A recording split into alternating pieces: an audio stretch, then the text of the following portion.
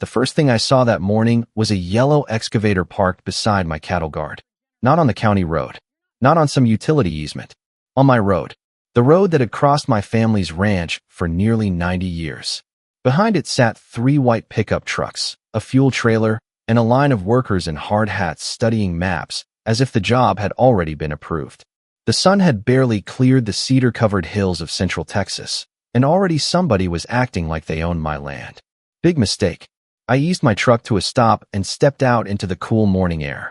The smell of dust and fresh-cut grass drifted across the pasture while my cattle gathered near the fence line, watching the strangers with the same suspicion I felt. One of the workers looked up from his clipboard and nodded politely. Another pointed toward a stack of orange survey stakes ready to be driven into the ground. They looked confident. Too confident.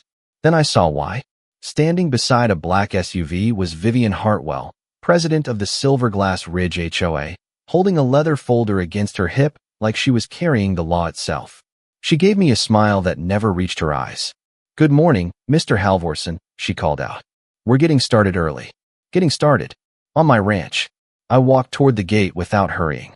That's something life teaches you after enough years. When somebody wants you angry, slowing down is usually the strongest move you have. Vivian mistook my silence for surrender. Most people did. "The pipeline contractor is ready to begin preliminary access work," she said. "The easement paperwork has been finalized." Behind her, the foreman nodded. A deputy sheriff stood nearby with his hands resting on his belt, looking uncomfortable. That caught my attention immediately. Someone had expected trouble. "What easement?" I asked. Vivian opened the folder and pulled out several pages. The top sheet carried enough stamps and signatures to impress almost anyone at first glance. Almost. The Silverglass Ridge HOA granted utility access for the new pipeline corridor, she said. The project is valued at over $9 million. This route benefits the entire community. Community. Funny word. People use it when they want something from you. I took the papers and looked them over while the workers waited. The pipeline company logo was there. The HOA seal was there. Notary stamp. Legal descriptions. Survey references. Everything looked official. Until I reached page 3. That's when I noticed something missing. One survey number. Just one. But it was the survey number that mattered most. I read the page again. Then a third time. My pulse didn't change. My expression didn't change. But inside my head, a very different conversation had started. Because if that number wasn't there, the entire document had a problem. A very expensive problem. Vivian saw me studying the paperwork and smiled wider. She thought she had already won. She thought this was the part where the stubborn rancher realized progress was inevitable. She was wrong. The foreman started giving instructions to his crew. Engines rumbled to life. Orange stakes came off the trailer.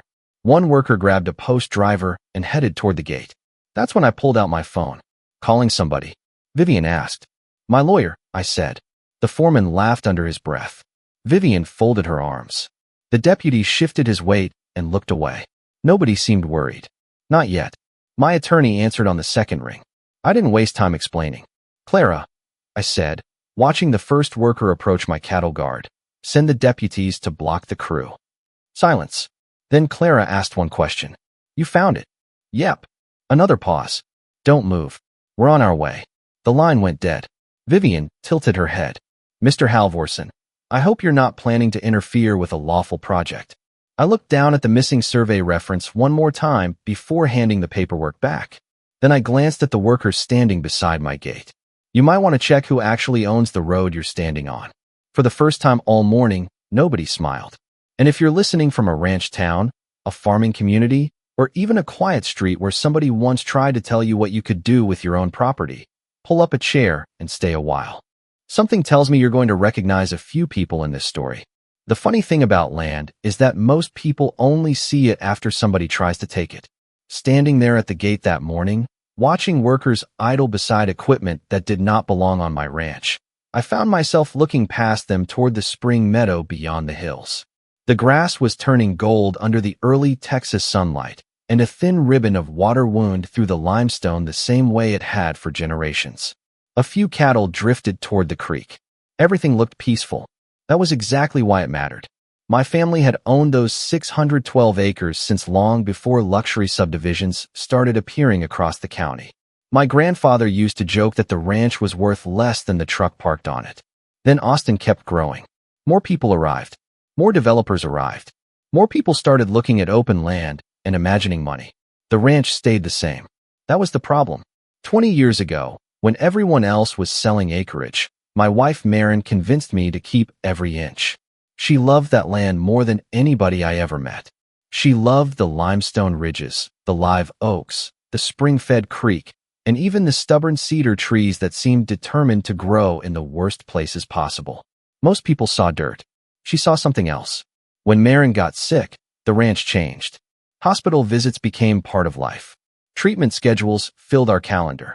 Some days were better than others. Some were not. But whenever she felt strong enough, she would walk out to the meadow near the creek carrying a small shovel and a bucket of wildflower seeds. Little by little, she transformed that part of the ranch. Bluebonnets appeared first, then Indian paintbrush, then black-eyed Susans. Every spring it looked like someone had spilled paint across the hillside.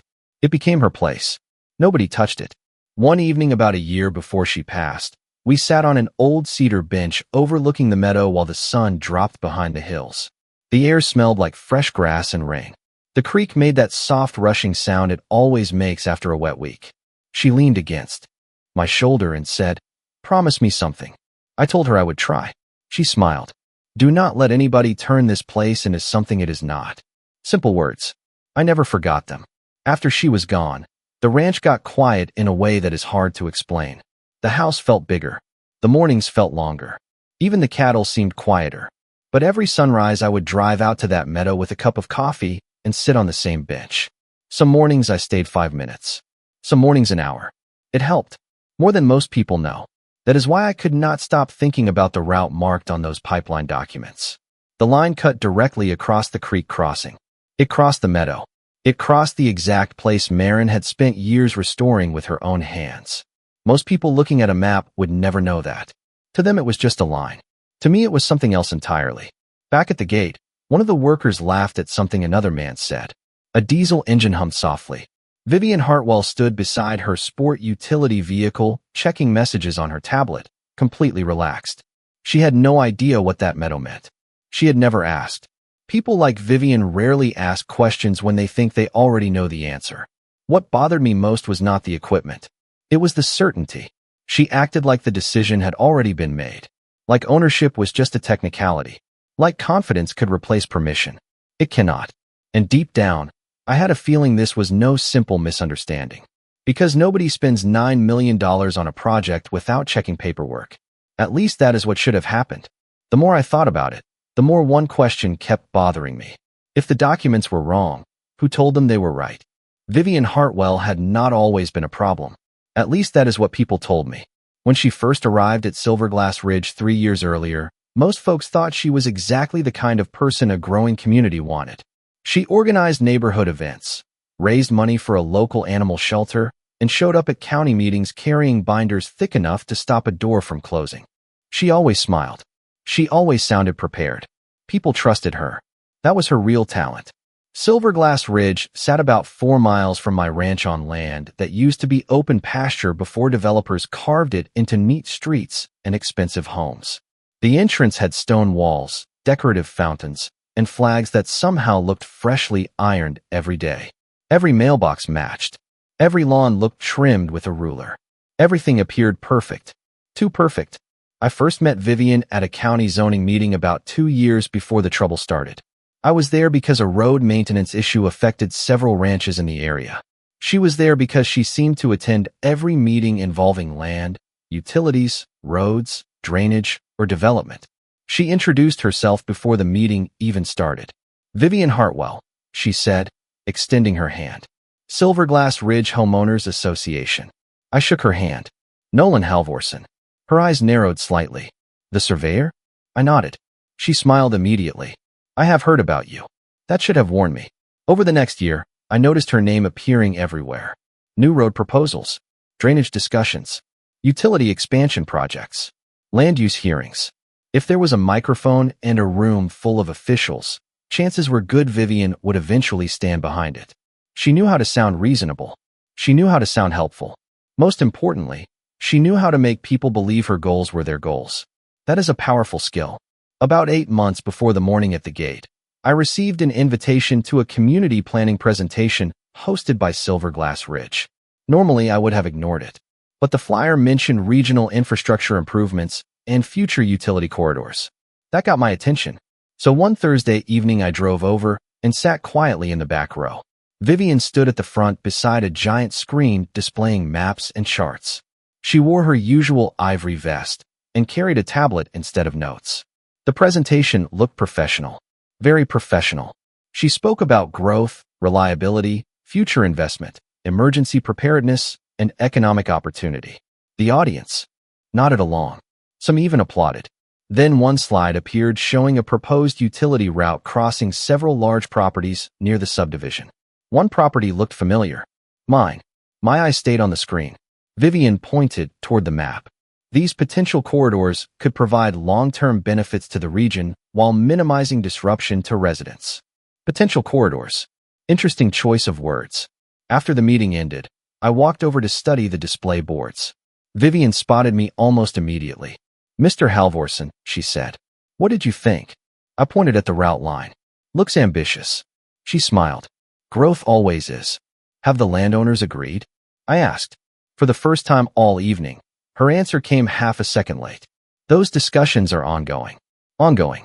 Another interesting choice of words. I drove home that night with a strange feeling I could not quite explain. Something about the map bothered me. Something about the confidence behind it bothered me even more. Most projects begin with permission and then move toward planning. This felt backward. It felt like planning had already happened and permission was expected to catch up later. Over the next few months, little things started appearing around the county. Survey crews, utility consultants, engineers photographing road crossings. Nothing unusual by itself. But every path seemed to point back towards Silverglass Ridge. And every conversation seemed to include Vivian's name. Looking back now, I realized the warning signs were there the entire time. I just did not know how far she was willing to go. Standing at my gate that morning, watching her confidently direct workers toward land she did not own, I finally understood something important. Vivian Hartwell did not think she was crossing a line. She thought she had already erased it. The first time someone stepped onto my ranch without permission, it did not happen with bulldozers or lawyers. It happened with a survey flag. About 5 months before the morning at the gate, I drove out to check a water trough near the eastern pasture after a week of heavy rain. The grass was thick, the creek was running strong, and the cattle were spread across the hillside enjoying the cooler weather. Everything looked normal at first. Then I noticed a bright orange marker sticking out of the ground near the fence line. One flag became 3. 3 became 12. That got my attention. I parked the truck and walked over for a closer look. The markers ran in a straight line across the pasture, crossed the creek bank, and continued directly toward the meadow Marin had spent years restoring. Whoever placed them had not bothered to ask permission. Whoever placed them also knew exactly where they were going. I pulled one out and looked around. That was when I heard an engine approaching. A white pickup truck rolled slowly across the pasture and stopped about 30 yards away. 2 men stepped out carrying equipment cases and tripods.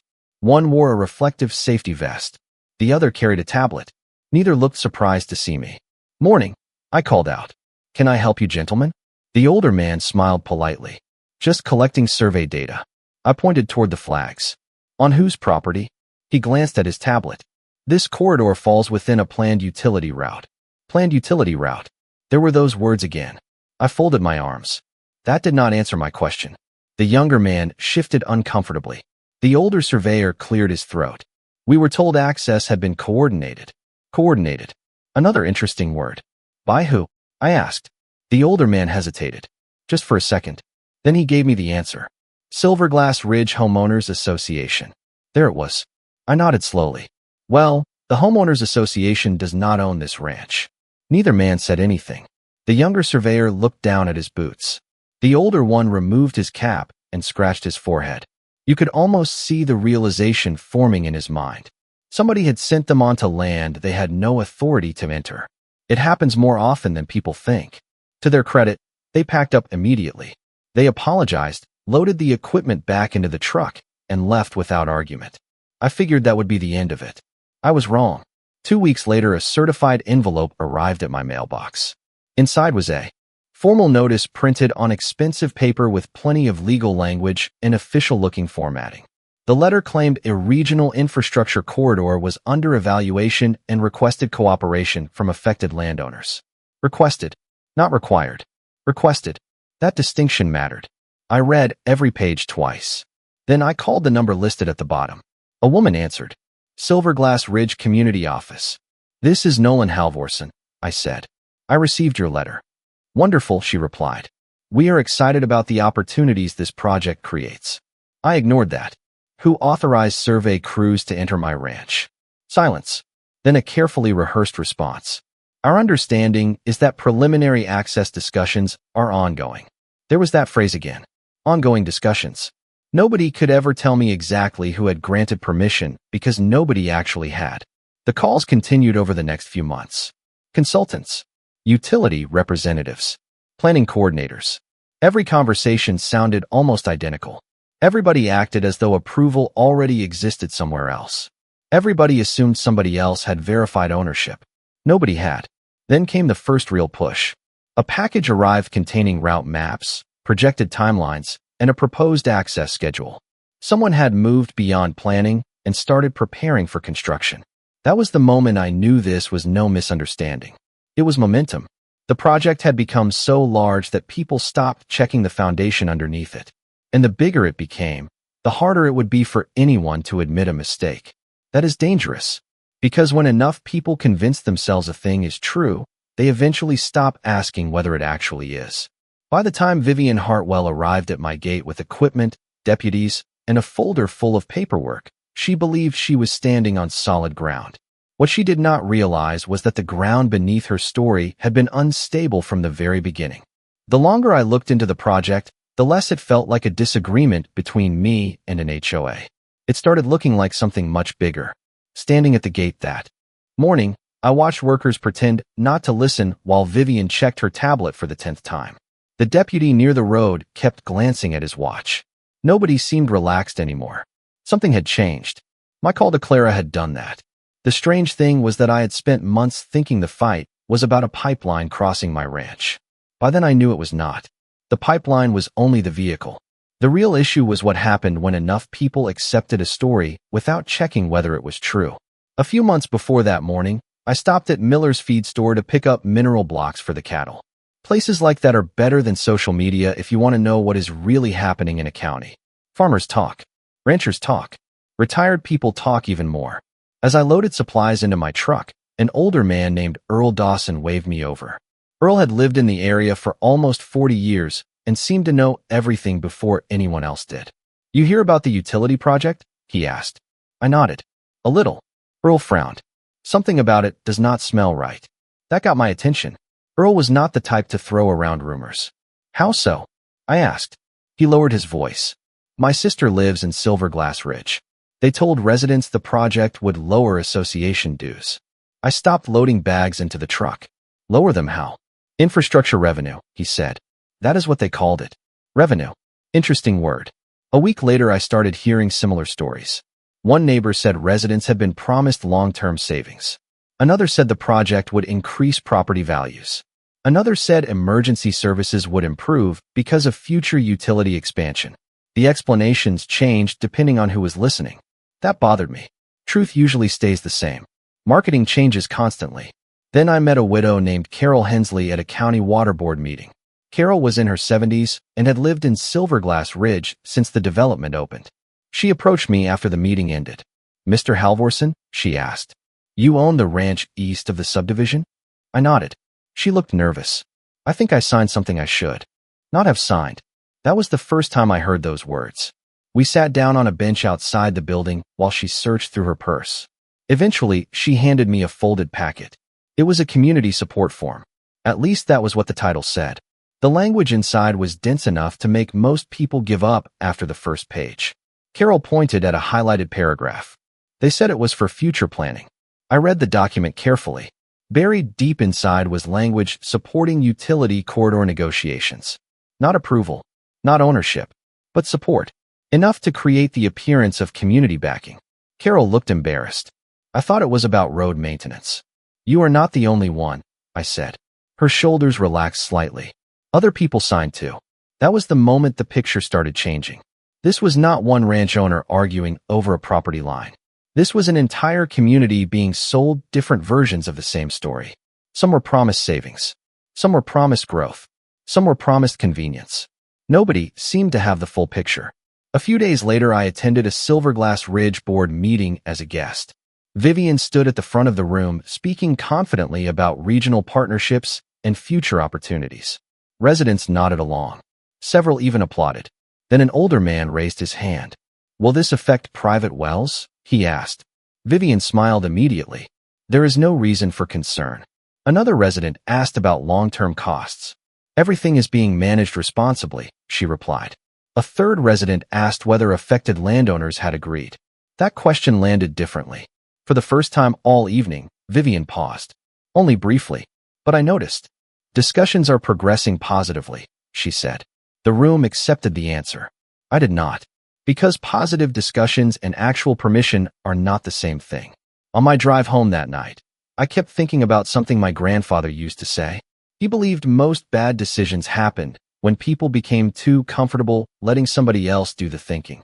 It sounded old-fashioned when I was younger. It sounded wise now.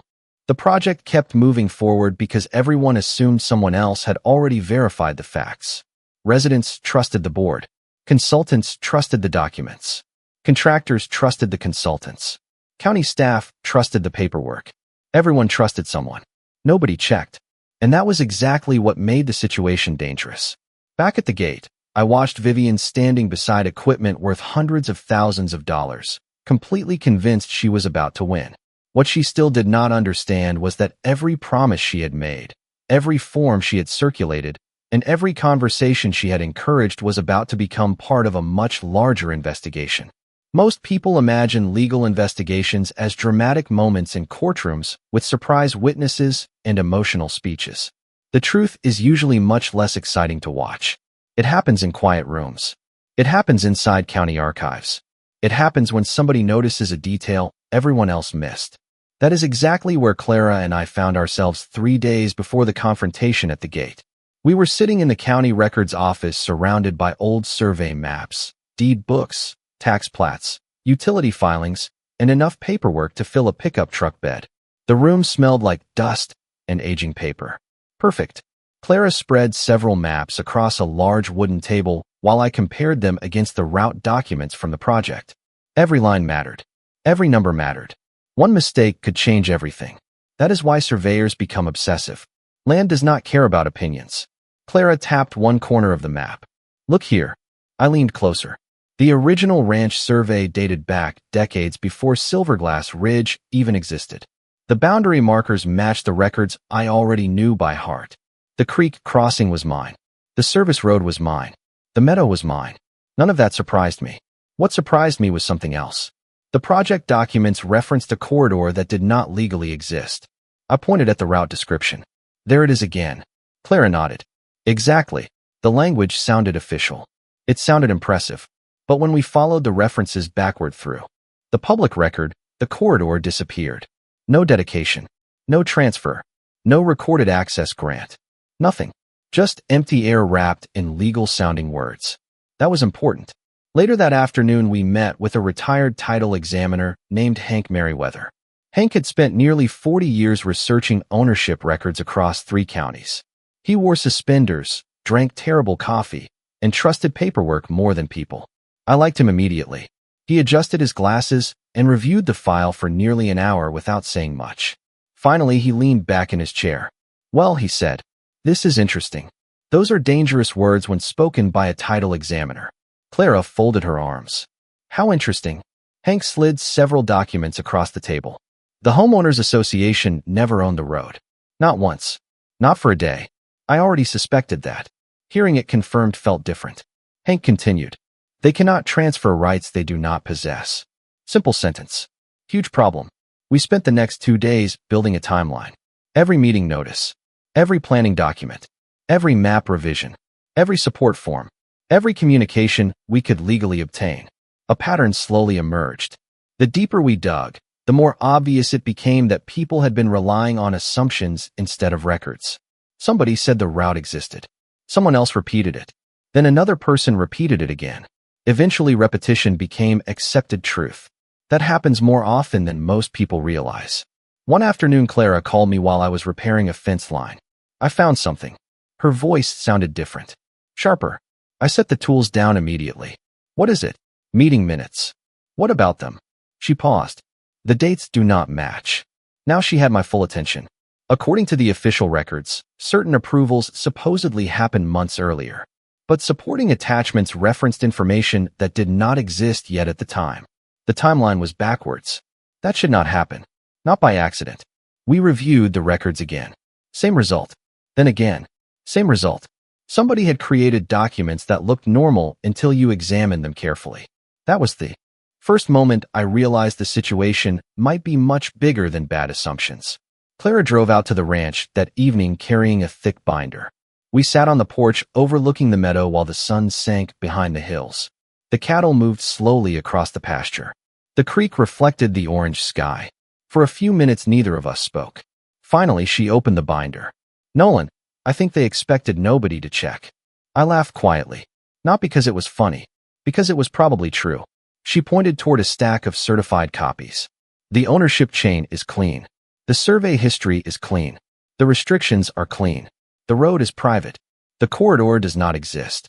If they move equipment onto your property after receiving notice, they will have a serious problem. I looked toward the meadow where Marin used to plant wildflowers. The evening breeze moved gently through the grass. Everything looked calm. But for the first time since this started, I felt something shift. Not victory. Not yet. Certainty. Because facts do not care how much money a project costs. Facts do not care how confident somebody sounds during a meeting. Facts do not care how many people repeat the same story. And buried inside a stack of dusty county records, we had finally found the one thing Vivian Hartwell never expected anyone to uncover. Once Clara finished connecting the pieces, most people expected the next step would be a lawsuit. Most people expected angry letters, emergency hearings, and public arguments. Instead, Clara told me to do something that felt completely backwards. Wait, she said. I stared at her across the kitchen table. That is your strategy? She nodded. For now. Waiting is easy when you have nothing at stake. Waiting is much harder when someone is preparing to drive equipment across land your family has protected for generations. Every instinct told me to fight immediately. Every instinct told me to force the issue before it got any worse. Clara disagreed. She had a reason. Right now they are operating on assumptions, she explained. If they stop before acting, they can claim confusion. If they keep going after receiving notice, that becomes much harder to explain. That made sense. I still hated it. Over the next few days, we became very careful. Certified notices were prepared and delivered. Copies went to the pipeline company. Copies went to their legal department. Copies went to project managers. Copies went to county officials. Every letter contained the same information. The ownership records. The survey history. The private road designation. The lack of any valid corridor. Everything was documented. Everything was clear. Nobody could honestly say they had not been warned. That mattered. A few days later, Clara received a response from one of the pipeline company's attorneys. The letter was polite, professional, careful. It stated they believed all necessary permissions had been secured through community representatives. Community representatives. There were those words again. I called Clara after reading it. Do they actually believe this? I asked. She laughed softly. I think they believe somebody else checked. That sounded familiar. Meanwhile, Vivian seemed to be accelerating instead of slowing down. New project updates appeared online. New announcements circulated through Silverglass Ridge. Residents were told progress remained on schedule. Consultants continued making visits. Contractors continued planning mobilization. It looked less like caution and more like commitment. That was dangerous. One afternoon, I received a call from Earl Dawson. His voice sounded uneasy. You need to hear this. What happened? I asked. Earl lowered his voice. There was a board meeting last night. I listened carefully. According to Earl's sister, several residents had started asking questions after hearing rumors about disputed property rights. Instead of slowing down, board leadership reassured everyone that all approvals were complete and that opposition came from a small group resisting community improvements. Community improvements. Another convenient phrase. The more I heard, the more obvious the pattern became. Nobody wanted to verify the facts because the project had already become part of a larger story. People had invested time in it. People had invested money in it. Some had invested pride in it. Admitting mistakes would be painful. Continuing forward felt easier, even if it was wrong. 3 mornings before the confrontation, Clara arrived at the ranch carrying another binder. She placed it on the hood of my truck and opened it. Inside were photographs, notices, mailing confirmations, survey records, meeting minutes, title reports, and correspondence logs. Months of work sat inside that binder. Months of evidence. Clara looked at me seriously. From this point forward, we do not chase them. What do we do? I asked. We let them make a decision. I knew exactly what she meant. Every warning had been delivered. Every opportunity to pause had been provided. The next move belonged to them. The following day, a project scheduling email surfaced. Equipment deployment was confirmed. Work crews were assigned. Route preparation would begin. Somebody had decided to proceed anyway. That was the moment Clara had been waiting for. That evening, we stood near the meadow watching the sun settle behind the hills. The wildflowers moved gently in the breeze. The creek reflected the orange sky. Everything looked peaceful. But beneath that calm, something important had shifted. The argument was over. The facts had already been delivered. What remained was choice. Clara closed her binder and looked toward the ranch road. Tomorrow they either stop, she said, or they give us exactly what we need. I slept surprisingly well that night. Not because I thought the fight was finished. Because I finally understood something. Vivian Hartwell believed confidence could replace ownership. She believed momentum could replace permission. She believed enough signatures and enough meetings could transform assumption into reality. The next morning, she was about to test that belief in front of deputies, contractors, attorneys, and a road she never actually owned. The morning arrived exactly the way Clara predicted. The sky was clear. The air was cool. And the convoy showed up right on schedule. 3 white contractor trucks rolled up first, followed by a fuel trailer, 2 equipment haulers, and a black sport utility vehicle carrying Vivian Hartwell. By 6:30 in the morning, my quiet ranch road looked more like a construction site than a cattle operation. Nobody came expecting a debate. They came expecting access. The workers stepped out carrying clipboards and radios. The foreman checked his watch. A few employees began unloading equipment while others studied route maps spread across the hood of a truck. Everything about their body language said the same thing. They believed this was already settled. Vivian seemed especially confident.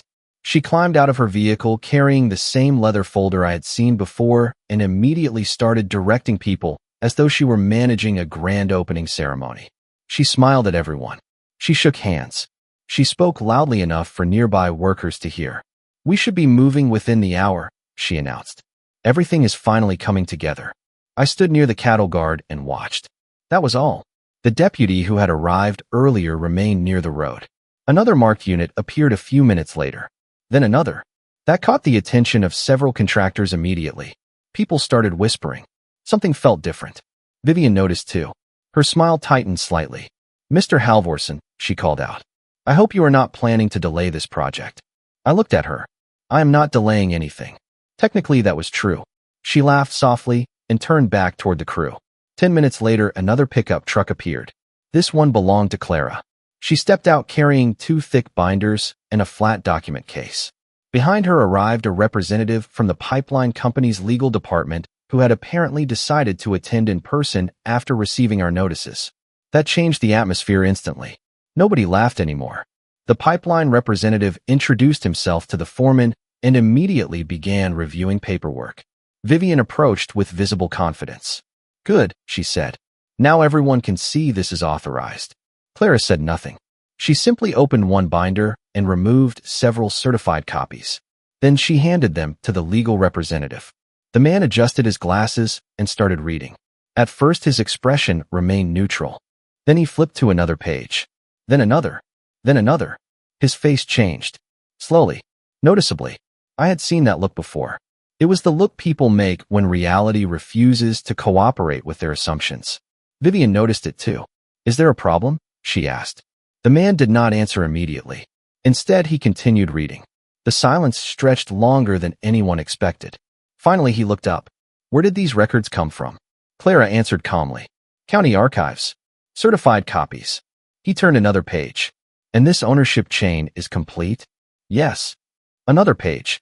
Another pause. And this road was never transferred. Correct. Nobody moved. The foreman stopped talking. The workers stopped unloading equipment. Even the deputies seemed more focused. Vivian stepped closer.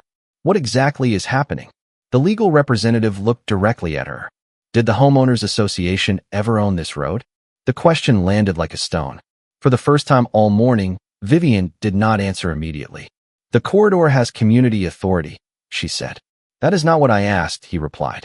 Her confidence slipped. Only a little, but enough. Clara opened the second binder and laid several maps across the hood of a truck. Survey references, property records, historical plats, ownership transfers. Every document connected perfectly to the next. No gaps, no missing links, no assumptions, just facts. The legal representative studied them for several minutes before closing the binder completely. Then he looked toward the equipment staged near the gate. Nobody moves forward, he said. The foreman blinked. Excuse me. Nobody crosses that gate. Complete silence followed. One worker slowly lowered a survey stake. Another turned off an idling machine. The deputy nearest the entrance stepped forward and positioned himself directly beside the cattle guard. Not aggressively, just clearly. The message was obvious. Access was over. Vivian looked stunned. This is ridiculous, she said. The approvals have already been granted. Clara shook her head. Approvals from people who did not own the property. Vivian opened her folder and started flipping through papers. Faster and faster. The confidence that had carried her through months of meetings and presentations was disappearing in real time. Because confidence is powerful until it meets evidence. Then evidence wins. The legal representative closed his notebook. We are suspending all activity pending further review. There it was. The moment everything changed. Not because someone shouted louder. Not because someone had more money. Not because someone had more influence. Because a stack of certified records told a different story than the one everyone had been repeating. As the workers quietly began packing equipment back onto trailers, I looked beyond the gate toward the meadow where Marin used to sit among the wildflowers. The road was still closed. The project was stopped. And for the first time since this whole mess began, everyone standing there understood the same thing. The truth had finally caught up with the story. The strange thing about winning is that it rarely feels the way people imagine. Movies teach us to expect cheering crowds, dramatic speeches, and instant justice. Real life is usually quieter than that. Real life takes paperwork, meetings, audits, and time. A lot of time. In the weeks after the project stopped at my gate, the story began spreading across the county. At first it moved slowly through coffee shops, feed stores, church parking lots, and community meetings. Then local reporters picked it up. Then county officials started asking questions. Then attorneys became involved. That was when things started moving fast.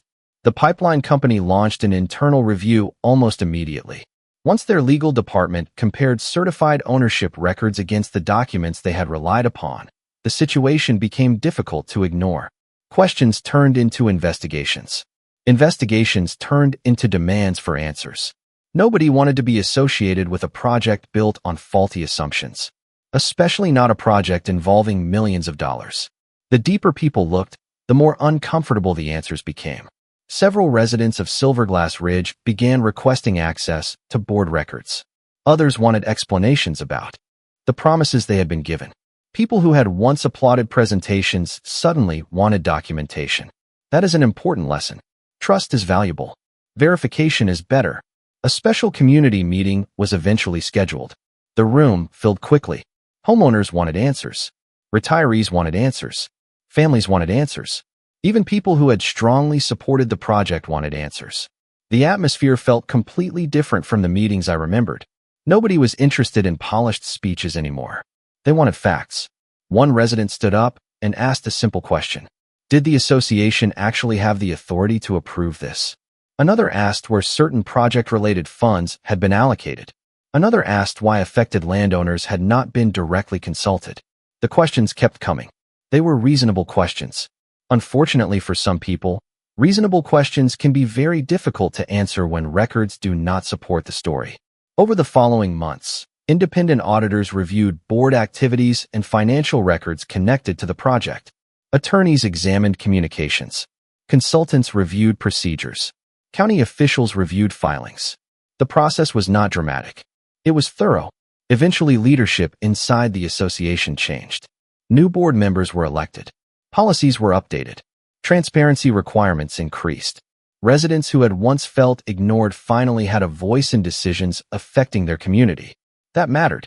As for Vivian Hartwell, her influence faded surprisingly quickly. The same confidence that had helped her build support could not solve problems created by missing authority and unsupported assumptions. People stopped listening to speeches and started reading records. Once that happened, the conversation changed. Permanently. One afternoon several months later, I received a visit from Carol Hensley. She brought homemade cookies and a small envelope. We sat on the porch overlooking the meadow while the breeze moved through the wildflowers. The creek still flowed across the limestone. The cattle still grazed peacefully in the distance. Some things never change. Carol smiled and handed me the envelope. Inside was a handwritten note signed by dozens of residents from Silverglass Ridge. The message was simple. Thank you for standing your ground. I stared at the note for a long moment. Then I laughed softly. Not because I had beaten anyone. Because the situation never should have reached that point in the first place. A few days later, I repaired the final section of fence near the meadow. Fresh cedar posts replaced older ones damaged during survey activity. New grass had already started growing where tire tracks once crossed the edge of the pasture. Wildflowers returned with the season. Nature has a way of healing when people finally stop interfering with it. That evening, I carried a folding chair down to the creek and sat where Marin used to spend her afternoons. The sun settled behind the hills. The water reflected gold and orange light. Everything felt peaceful again. I thought about the months of meetings, documents, assumptions, and mistakes that had brought us there. Then I thought about something my wife once told me. The truth does not need help, she said. It just needs time. She was right. If there is any lesson in this story, it is not about winning arguments. It is about understanding your rights, keeping records, asking questions, and refusing to let confidence replace evidence. People can sound important. Documents can look official. Entire groups can repeat the same thing for months. None of that changes reality. Ownership matters. Facts matter. And sometimes the most powerful thing an ordinary person can do is calmly ask one simple question. Show me the paperwork.